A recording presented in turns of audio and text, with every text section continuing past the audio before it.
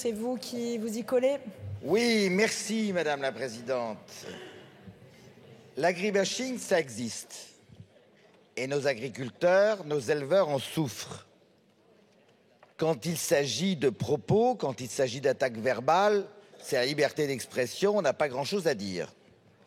Si ce n'est qu'on peut répondre. Mais certains font profession de s'introduire dans les élevages, généralement de nuit, pour filmer et ensuite diffuser des images sur les réseaux sociaux, assorties de commentaires, assorties bien souvent de musique inquiétante et pour complètement caricaturer ce qui se passe dans nos exploitations agricoles. Une exploitation agricole, ce n'est pas une usine, c'est la prolongation d'un domicile. Je me suis rendu chez des agriculteurs qui ont été confrontés à ce sujet. C'est les enfants qui sont à côté, c'est les parents qui sont à côté.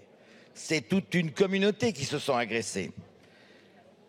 Ceci a dépassé certaines bornes il y a quelques semaines de cela, au printemps, où on a vu un train entier de céréales ouvert, déchargé dans les fossés.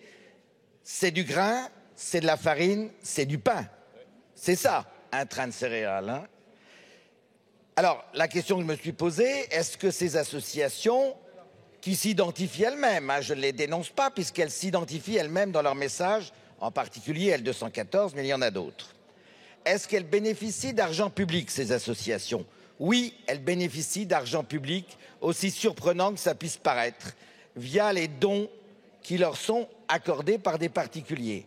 Un particulier qui fait un don à ce type d'association a les mêmes avantages que lorsqu'il donne à la Croix-Rouge, aux petits frères des pauvres. Mais L214, ce n'est pas les petits frères des pauvres, mes chers collègues. C'est tout à fait autre chose. C'est une autre logique. C'est une logique qui s'agit de leur vocation est d'attaquer et de mettre en cause des gens qui font honnêtement leur travail, qui sont confrontés à une réglementation déjà très exigeante et qui, malgré tout, subissent de ces contraintes en plus. Alors, l'idée de cet amendement, c'est très net, c'est de supprimer ce dispositif fiscal.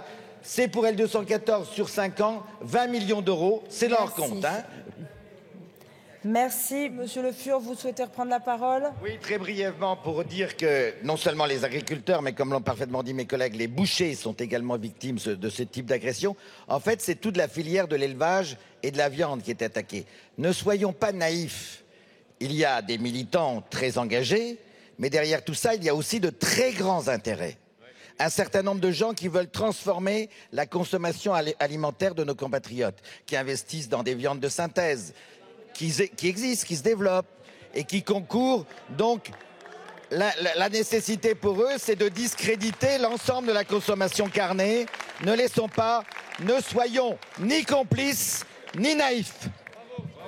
Je vous remercie.